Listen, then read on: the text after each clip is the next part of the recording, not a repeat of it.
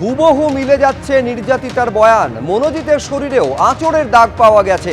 নির্যাতনের সময় প্রতিরোধী মূল অভিযুক্তের শরীরে আঁচড়ের ক্ষত তৈরি করেছে। মনোজিৎ মিশ্রর মেডিকেল টেস্টে এমনটাই অনুমান করছেন চিকিৎসকেরা বলে সূত্র মারফত জানা যাচ্ছে। নির্যাতিতার শরীরে আঁচড়ের চিহ্ন মেলাতে অভিযুক্তদের এবার ডিএনএ পরীক্ষা করা হবে। কলকাতা মেডিকেল কলেজের ফরেনসিক বিভাগে ডিএনএ নমুনা সংগ্রহ করা হয়েছে। দীর্ঘ ৮ ঘন্টা ধরে অভিযুক্তদের চুল, নখ, ত্বক, রক্ত এবং দেহরসের নমুনা সংগ্রহ করা হয়।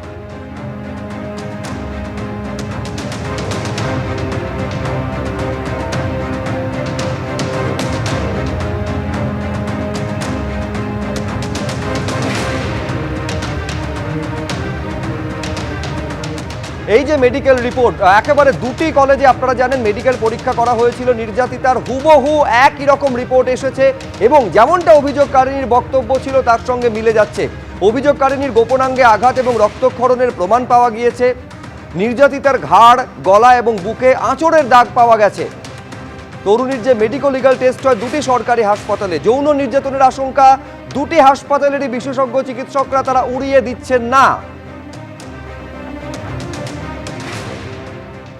শরীরের মধ্যে যে জিনিসগুলো আছে, ভ্যাজাইনাল সোয়াব থেকে শুরু করে ব্লাড থেকে শুরু করে মেয়েটির সাথে ছেলেটির যে আজকে অ্যামালগেটেড হয়েছে, যুক্ত হয়েছে, এটাকে একমাত্র প্রমাণ করতে পারে হচ্ছে কি medical expert opinion. At the time of trial যখন নাকি আজকে মেডিকেল এক্সপার্ট যে আজকে ডাক্তার বলেছে তাকে অ্যাপিয়ার হতে হবে এবং সেই অ্যাপিয়ার হয়ে যে মেডিকেল লিগেল যে আজকে যে যা পেয়েছে সেটা কিন্তু আজকে সাবমিট করতে হবে। কী কারণে করেছে, কীভাবে এই ছেলেটার সাথে মেয়েটা যুক্ত হয়েছে, এগুলো যদি আজকে ভালোভাবে না প্রমাণ করে দেয় তাহলে কিন্তু কনভিকশন করা মুশকিল আছে। মেডিকেল লিগেল যদি হয়ে থাকে তাহলে এটা কনক্লুসিভ এভিডেন্স হিসাবে কিন্তু ট্রিট হয়ে যেতে পারে।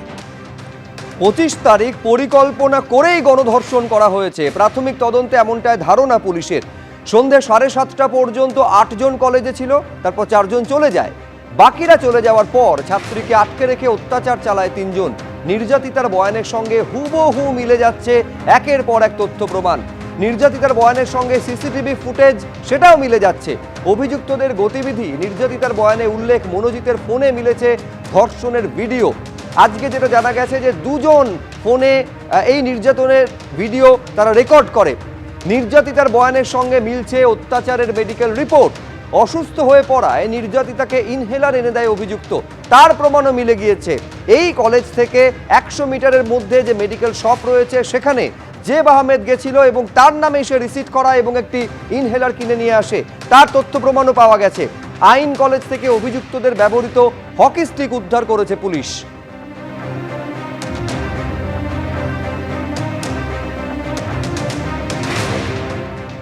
ইনভেস্টিগেশন তদন্ত মানে হচ্ছে যে কমপ্লেনটা নির্যাতিতা করেছেন সেটাকে তদন্তের মাধ্যমে কোর্টের কাছে প্রডিউস করা, যে ঘটনাটার এইরকমভাবে সত্যতা তা প্রকাশ করতে হবে।